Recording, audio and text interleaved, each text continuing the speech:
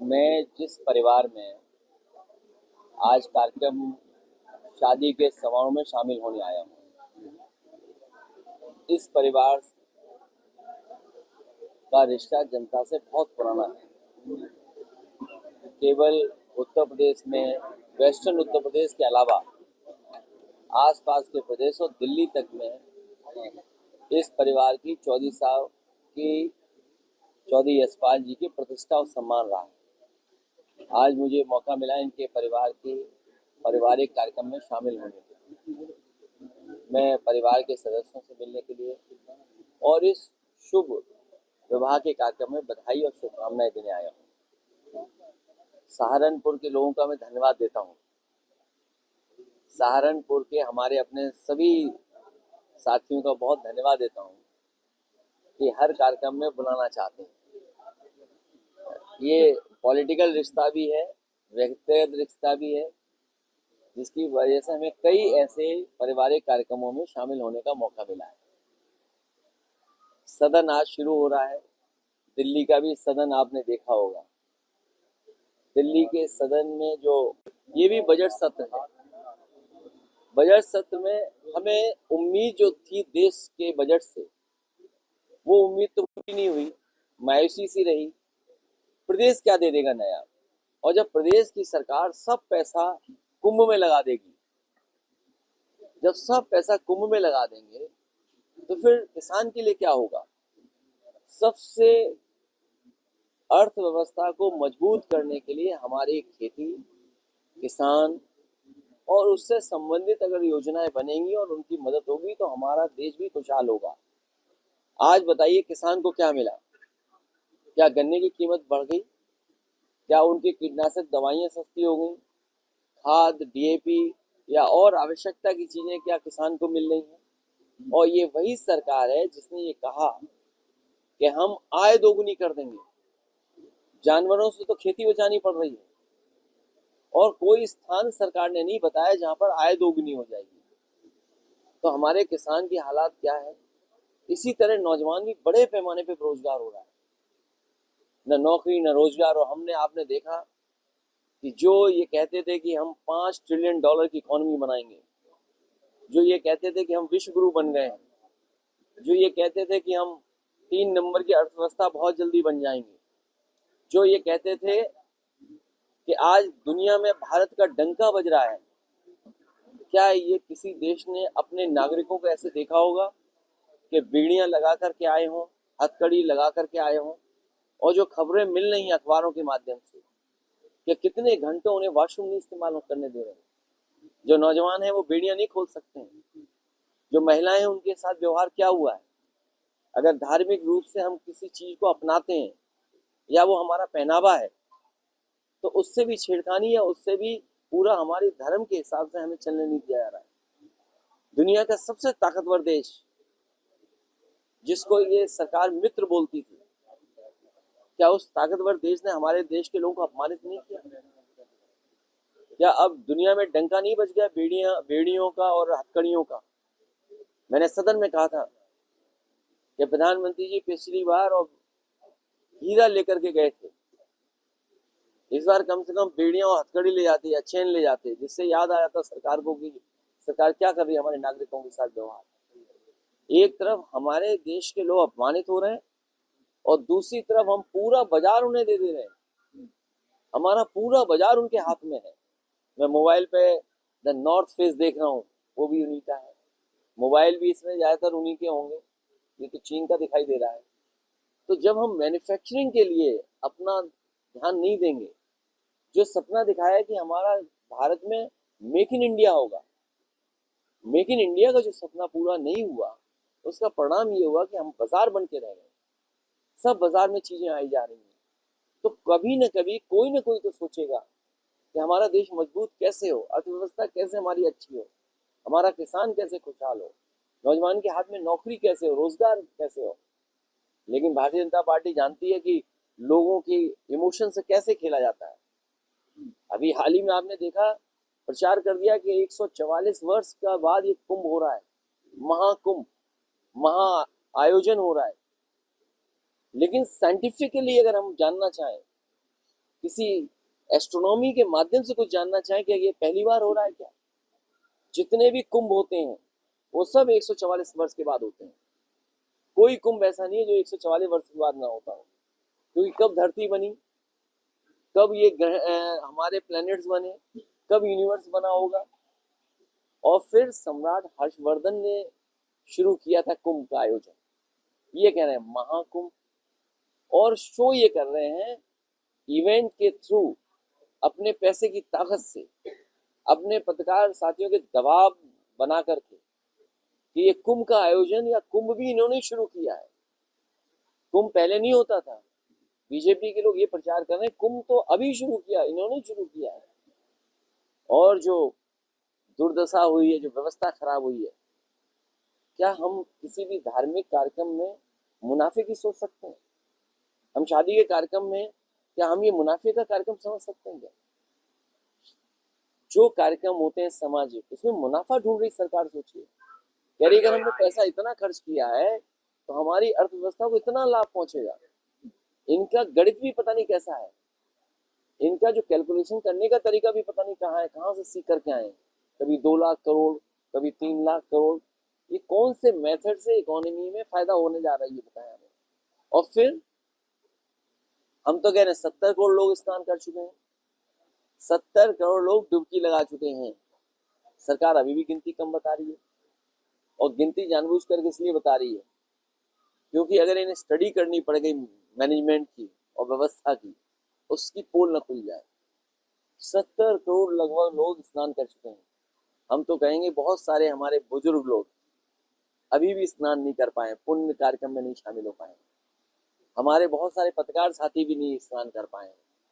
उनकी भी इच्छा है कि आखिरी में वो भी स्नान कर लें। तो सम्राट हर्षवर्धन ने जो शुरू किया था वो 75 दिन का होता था कुंभ। हम तो चाहेंगे कि बुजुर्गों के लिए जो अभी नहीं पहुंच पाए हैं और कुछ हमारे पत्रकार साथी स्नान नहीं कर पाए, इनके लिए कुंभ की तारीख और बढ़ाई जाए, जिससे ये लोग भी स्नान कर सकें। और हर एक हम लोगों को कुछ ना कुछ हर एक से सीखना चाहिए, कुछ ना कुछ सीखना चाहिए। हम लोगों ने भी इस कुंभ में सीखा है, स्नान करते हुए कपड़े पहन कर स्नान हम करें तो कपड़ा पहन करके ही स्नान करें। तो हम लोगों को किसी न किसी से कुछ ना कुछ सीखना चाहिए। तो जहाँ ये धार्मिक इसका पहलू है, जहाँ सम्राट हर्षवर्धन ने शुरू किया था, और फिर क्या दुर्दशा हुई है सोचो। लोग घंटों सोए गाड़ी में, एक एक रात 2-2 रात गुजारिएगा, लोगों की जान गई है, लोग निकल नहीं पाए हैं। इलाहाबाद प्रयागराज के लोग तो हाउस अरेस्ट रहे हैं। 2-2 मुख्यमंत्री प्रदेशों के जाम खुलवा रहे थे, जो ट्रैफिक का काम एक सिपाही करता है। वाली जनता है, जो हमारी इमोशनल जनता है, उसके इमोशन से खेल रहे हैं लोग। और अब तो एनजीटी ने कह दिया है कि पानी बहुत खराब है, स्नान लायक नहीं। और हमारे आज के ज़माने में सब गूगल और इस नई नई चीज़ों से सब पता कर लेते हैं। एनजीटी ने जो कहा है वो बैक्टीरिया आता कहाँ से आप भी जानते हैं। जब इन्हें इतना मौका मिला तो नाले क्यों नहीं रोके इन्होंने गंगा जाने में? अगर नाले रुक गए होते और सही तरीके से शौचालय बनाए होते, हालांकि बीजेपी का अपना सबसे प्रिय काम है शौचालय बनाना। जो बीजेपी के शौचालय बनते हैं उसमें पानी नहीं होता। और आज एनजीटी ने साबित कर दिया है कि इनकी जो व्यवस्था थी वो खराब थी, ये व्यवस्था नहीं बना पाए, जिसका परिणाम ये है कि संगम में और उस इलाके में भी जो बैक्टीरिया काउंट है बहुत ज़्यादा है। वो पीने लायक तो, स्नान करने लायक तो भूल जाइए, और भी खराब है। इसलिए बीजेपी से बचाओ और खुशहाली के रास्ते पे हम सब लोग मिलकर के चलें। समाजवादी पार्टी की हमारी जनता सब लोग मिलकर के मदद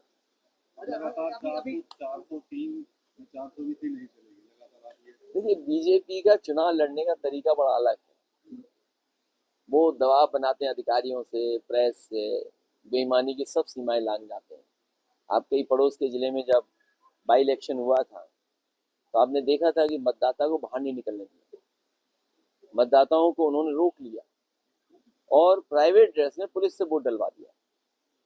सुनने में ये आ रहा है कि पुलिस के लोग भी ईवीएम की मशीन बटन दबा रहे थे। प्रिसाइडिंग ऑफिसर कौन होगा वो तय किया था उन्होंने, बीएलओ कौन होगा तय किया था, एसओ कौन होगा तय किया था, बीजेपी ने ये भी तय किया था कि प्राइवेट ड्रेस में कितने इंस्पेक्टर रहेंगे। तो जब इलेक्शन कमीशन को हम लोग शिकायत करते रहे, इलेक्शन कमीशन ने भी नहीं सुना। और आपने वो देखा होगा माँ बेटी किस तरीके से, अब महिलाएं जो पुलिस की रिवॉल्वर से नहीं डरी, वो इसी तरह उन्होंने अन्य चुनाव में किया। पहले तो 10वें के साथ चुनाव नहीं होने दिया, अकेला चुनाव कराया, फिर यही सेटिंग की उन्होंने, और सेटिंग के बाद चुनाव जो कराया उसमें इतनी बेईमानी की, इसकी आप कल्पना नहीं कर सकते। इसीलिए मैंने कहा एक विधानसभा में तो ये 420 ही कर सकते हैं, लेकिन जब 403 विधानसभा में चुनाव होगा तो भारतीय जनता पार्टी की 420 ही नहीं चलेगी। अभी अभी योगी जी का एक बयान आया नया कि हम यहाँ भजन गाने नहीं आए हैं, शासन चलाने आए हैं, हमें ना सुनने की आदत नहीं है। कोई बात नहीं, अगर भजन सुनने नहीं आए तो भजन गा के सुना दो कोई। अगर हम भजन ही गाने होंगे तो हम गोरखपुर चले जाएंगे। हैं? अगर हमें भजन ही गाने होंगे तो हम गोरखपुर चले जाएंगे। तो गोरखपुर जाने के लिए कौन रोक रहा है? अगर गोरखपुर ही जाना है तो चले जाओ। और फिर भजन तो ऐसा है, जो योगी होते हैं, साधु संत होते हैं, इस तरह के जो धार्मिक कार्यक्रम करते हैं, उनसे तो हम लोग भजन भी सुनना चाहते हैं, क्योंकि हमारे मुख्यमंत्री जी को भजन नहीं आता है। इसलिए ये लाइन पकड़ी उन्होंने कि हम भजन करने नहीं आए। अरे भाई, स्नान करने गए थे आप कपड़ों में, तो किसको सिखा रहे थे कि धार्मिक स्नान कपड़ों में होता है? किसको सिखा रही थी सरकार, बताइए आप? राजनीतिकरण किसने किया उस कुंभ का? और हर काम वो राजनीतिकरण करते हैं। स्पोर्ट्स का गेम, स्पोर्ट्स का कार्यक्रम हो तो उसमें भी बीजेपी लाभ लेना चाहती है, कोई सामाजिक कार्यक्रम हो उसमें भी पॉलिटिकल कार्यक्रम कर देते हैं। और ये तो रिलीजियस था हमारा आपका, और ये बुलाने से नहीं आता है कोई, वहाँ वहाँ बुलाने से नहीं आते, स्वयं लोग जाते हैं। हजारों साल से ये परंपरा चली आई है, लोग स्वयं जाते हैं, कभी किसी को इनविटेशन नहीं देते हैं।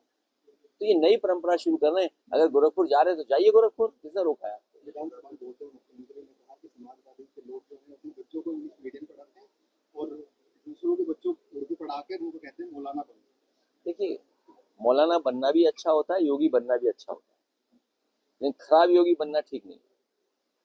जहां तक पढ़ाई के सवाल है, समाजवादी पार्टी ने लैपटॉप दिया था हाथ में, और मैं इस बात को शर्त के साथ कह सकता हूँ, मुख्यमंत्री जी जिस वार्ड में रहते हैं उस वार्ड में भी 100-200 समाजवादी पार्टी के दिए हुए लैपटॉप मिल जाएंगे, और कितना पुराना आज भी चल रहा होगा।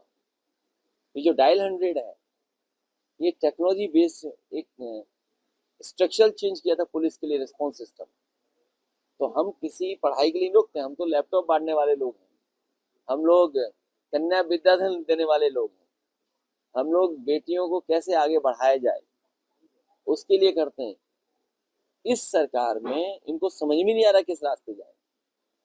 कुंभ मेले में आप लोग योगी जी जैसे आपने स्नान किया, आपकी फिटनेस को लेकर योगी को काफी ट्रोल किया गया। नहीं, फिटनेस का तो ऐसा है, कई फोटो चला दी, और मैं कपड़े कपड़े कैसी फोटो आगे जमाना बड़ा खराब है। ये जो नई चीज आ गई एआई, ये भी खराब है। और मैंने जैसा आपसे कहा कि स्नान कपड़े पहन के नहीं लिया जाता है, ये नई परंपरा कहाँ से शुरू हुई है? 2027 को लेकर क्या कुछ रहेगा, क्योंकि कहीं ना कहीं विजयी गठबंधन जो है आपका कांग्रेस के साथ, कहीं ना कहीं खटपट नजर आती है। कोई खटपट नहीं है। स्थानीय स्तर पर अगर देखें जिलों पर तो कहीं ना कहीं खटपट दिखती है। देखिए आप, एक दूसरे के खिलाफ जो बयानबाजी होती है कहीं ना कहीं नुकसान तो ये जितने पत्रकार साथी हैं, हमसे तो मिलते ही हो, दूसरी पार्टी के लोगों से मिलते हो, आप खुद बताओ, समाजवादी ने ईमानदारी से मदद की कांग्रेस की नहीं? हमेशा करती है। आज का अगर लेख पढ़ा हो आपने, एक अखबार में लेख आया है, हम समाजवादी लोग हैं, इंडिया गठबंधन को मजबूत करना चाहते हैं और मजबूत करेंगे। आने वाले चुनाव में भी इंडिया गठबंधन रहेगा और कांग्रेस को भी साथ लेकर के चुनाव लड़ेंगे। आपका कहना है कि चुनाव आयोग की शिकायत। अरे पहले ये बात तो खत्म हो जाए, जो असली बात है ये वाली। तो कांग्रेस के साथ जैसा गठबंधन था वैसे ही रहेगा, लेकिन आने वाले समय में जो चुनाव होने जा रहा है, हम और सब लोग मिलकर तय ये करेंगे कि जो सीट जीते उसी पर सीट लड़ी जाएगी, वही दल लड़ेगा।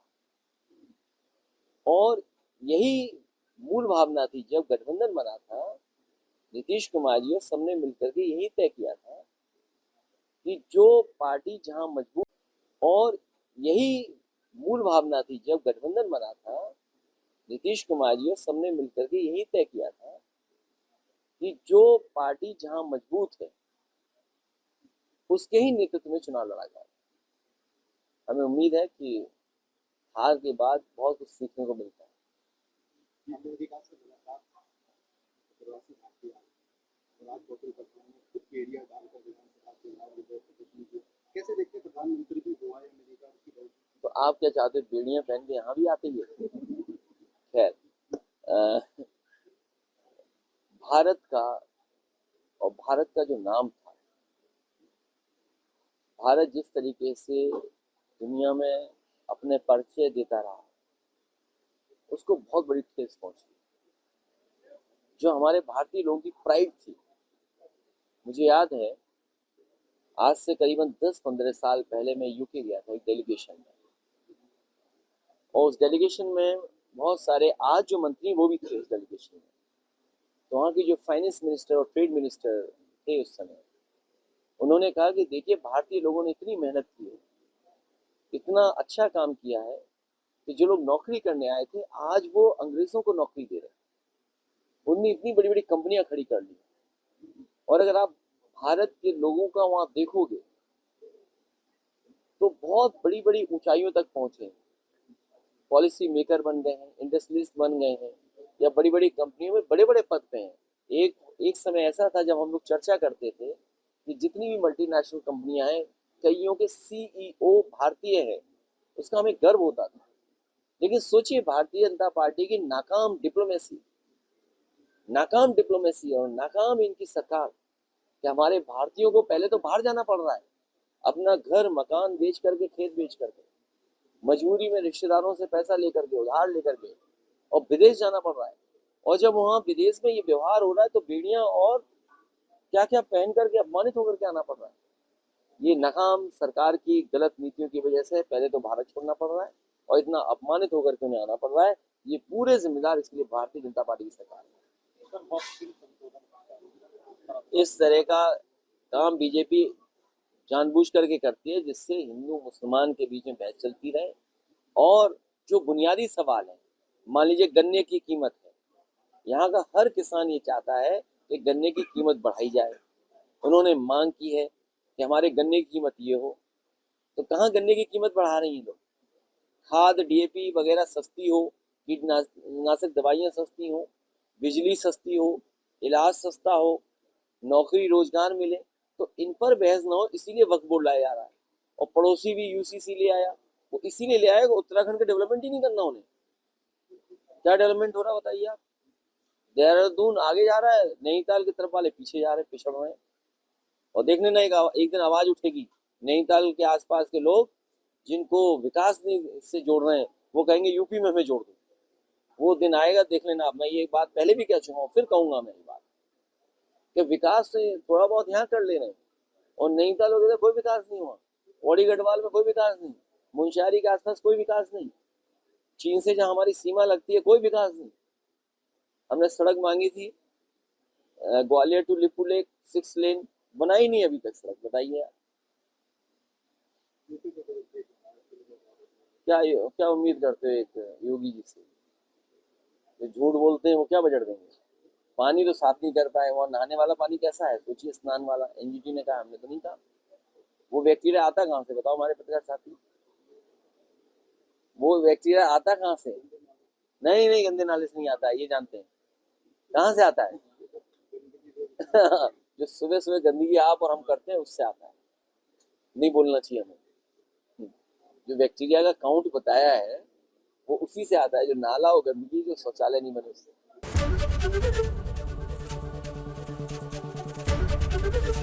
ABP गंगा, खबर आपकी, जुबान आपकी।